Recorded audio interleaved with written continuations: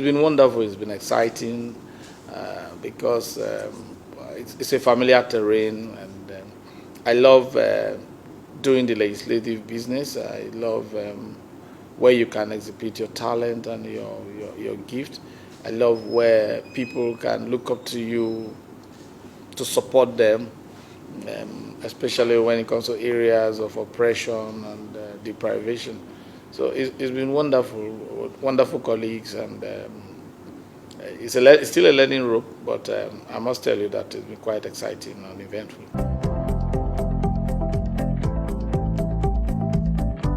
First, it's not correct that people are not allowed to speak. Nobody is representing a senatorial district in the House of Representatives. Nobody is representing an entire state in the House of Representatives. We are all representing federal constituency, so we all have equal rights. Even Mr. Speaker is just one first among equal. Nobody is more than anybody. Whatever happens there is as a result of majority. Carries the day. The minority have their say, the majority have their way, and if you come up with issues that, especially topical national issues, reasonable ones, the House has a mechanism in place to always ensure that what you're coming with is listed on the order paper, and you are given the freedom, the liberty to express yourself as to what you understand and what you think should be done. And if it's in tandem with the majority, which will always have their way, your matter will be taken and resolutions adopted by the entire House, and it can go for implementation. Then on the other side, talking about bills, we have a couple of bills that are at the third, because lawmaking entails three stages. The first reading, the second reading, where you discuss the advantages and the disadvantages of the bill and the disadvantages. People can speak for and against, and goes to the committee stage. And when it comes to the committee stage, it goes to what we call committee of the whole.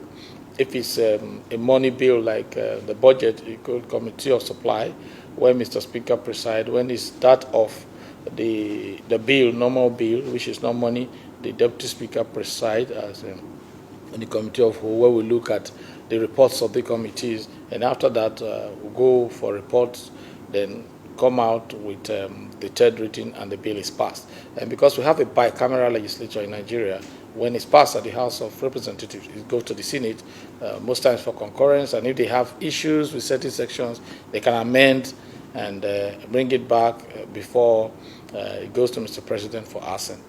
Then on the ones that I have done, a lot of them are with at the committee stage. And if you, not too long ago, Mr. Speaker has to relieve some committees of their responsibilities because of the way they are handling the assignment given to them. Some of them, they take these bills are referred to them, motions are referred to them, and they don't do. That's a sign of laziness on the side of either the leadership or the members of the committee. So a lot of the ones that I have already, they are all at that stage of the committee.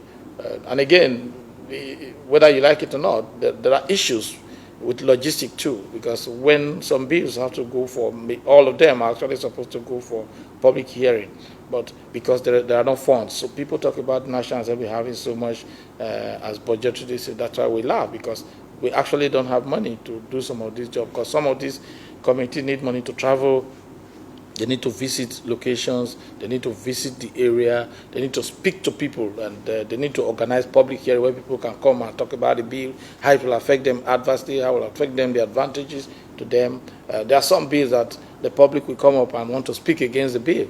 You see the uproar when it comes to the disease control bill that came some time ago during the beginning of this pandemic.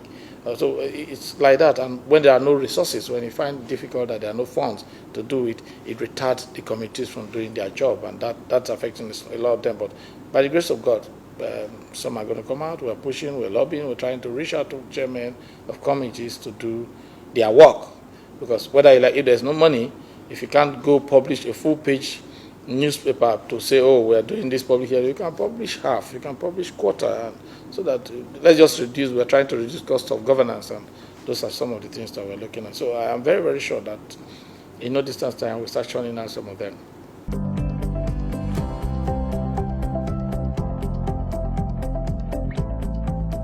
Yes, I would say, well, I want to thank those that has, everybody that you've been able to assess that in their own opinion about my person. I want to thank them for their kind words. I don't want to be regarded as a controversial person because I am coming from a very disadvantaged area in the country. And we see when I moved that motion in 2019, somewhere around July, August, I saw it coming. Because you see, every time people are killed up north, and here then what they were doing, they were raping women. The killing was not that serious then. They were up down here in the south. I look at it that if we continue this way, our area, the south, is going to be the same thing with what is happening in the north. And the best thing to do is for the governors, because we are running a federal government. And in the federal government, the regions have their powers, their autonomy to do what they want, enact their laws, have their police, have their resources controlled. But here, the center is very heavy, as if we are running a unitary government, while we're running a federating government. So I moved that motion in actually then, and it got about 5 newspaper front page, because it's topical, and some persons go, why will you talk about it? Because I said that it is time to criminalize open grazing.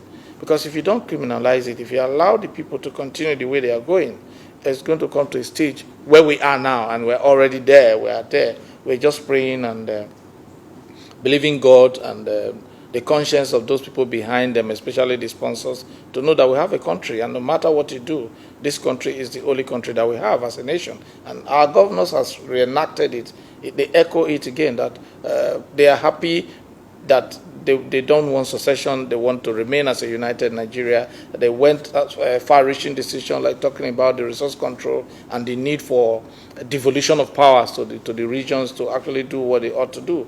So it was apt as at that time to speak it, but people didn't really take it serious. Now it is coming. I want to say that we'll continue to do what is right. We'll continue to do while we are there. We'll continue to speak for our people, because that is why we are elected. I got into the National Assembly as an opportunity there to speak on national issues, and that is what we're doing. I will not shy away from it. Some people talk, when I raise the issue on the Chinese loan, people said, oh, you don't have to be moving around, you have to be careful with your security. And I said, I am a Nigerian. What I am speaking about affects me today, and is going to affect my children. And if I cannot speak about it, there will come a time in the history of this country when I will be called upon to ask, what did you do when you were in the National Assembly, when these issues were happening?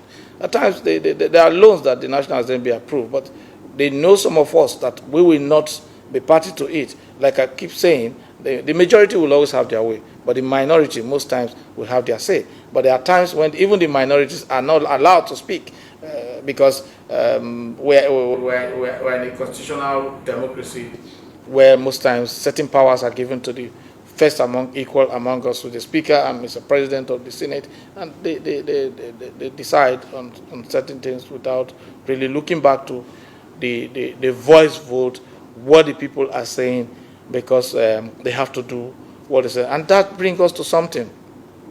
We are slaves to political parties in Nigeria, because people think about their party. They are not thinking about Nigeria. It happens even in the legislative arm of government, where people, they are loyal to their party, their allegiances to the party, but not to the people. That is why certain decisions are taken which are not supposed to be taken, because it is time we are the party at the center. If we say this now, that's the way we are running our party down, and that is unfair. That is disloyalty to the Constitution. That is disloyalty to the people that we represent. But Nigerians should watch out for those kind of action and revolt against it, and tell people, no, you are there to represent us. You are not there to represent any party. As far as I'm concerned, I'm a federal legislator. I'm not a PDP or an APC legislator. Until when we come out of the chambers, that we can now say, oh, this is the party we belong, and this is how to defend it. But when it comes to national issues, I am a nationalist.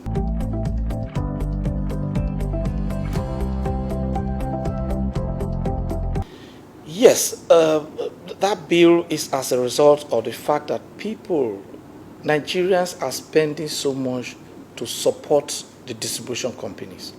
It is not my responsibility to buy transformer. It is not my responsibility to put poles and extend electricity. It is not my responsibility to fix a failed grid or whatever it is. It is the responsibility of the distribution companies to have their equipment in place. The only obligation that I have as a consumer is to pay my bill. In foreign clime, in normal clime, you don't even know who's supplying you electricity. What you see is their bill. Now, here in Nigeria, when the transformer is down, nobody comes to you because you don't want to remain in darkness or buy diesel for eternity. You go, you buy, you see people contribute money. From poor people, they contribute money. Peasants, farmers contribute money, buy transformer. Oh, at times they say they want to put what they call oil transformer. At times they say something is down, P&G is down. People contribute money to fix. The moment you fix it, the next day, these distribution companies come to their bill. Then who pays for that money that we use in fixing their equipment, which is not our responsibility? In every marriage, in every relationship, there's a contract. You have your role, I have my role. Their role is to ensure that we get efficient, cost-effective, safe, and clean energy supply. Our own responsibility is to ensure that we pay their bills when they bring it, and it must be reasonable, not inflated bill, not the estimated bill that they are bringing. It's criminal to bring estimated bill. You must show me the kilowatts that I consume, and I should be able to confirm that with the meter that you give to me. Now, it is difficult for even the distribution companies to give meters to Nigerians. Most people are not metered. They find it fanciful. They find it profitable to go out there and just start reeling out bills on estimated basis, which is another form of stealing. So that's why I came up with that amendment to the act, that whatever you spend in fixing their equipment, be it transformer, be it as small as a fuse, they should calculate it in energy credit and give it to your transformer. Your meter. That at the end, until you finish using that energy credit up, you don't pay bill. That will encourage people to invest and help them. But this one that people pay money, you repair things for them, and you don't get anything, you are still paying bill. Nobody will want to invest hugely on them. But if I know that I'm going to put money and I'm not going to pay bill until that my money is expended, and there are processes with which you report to them, there are processes to check how much you put into it so that people don't abuse it, so that at the end of the day, everybody goes home happy. That's the essence. And I think it's one bill that I am following keenly.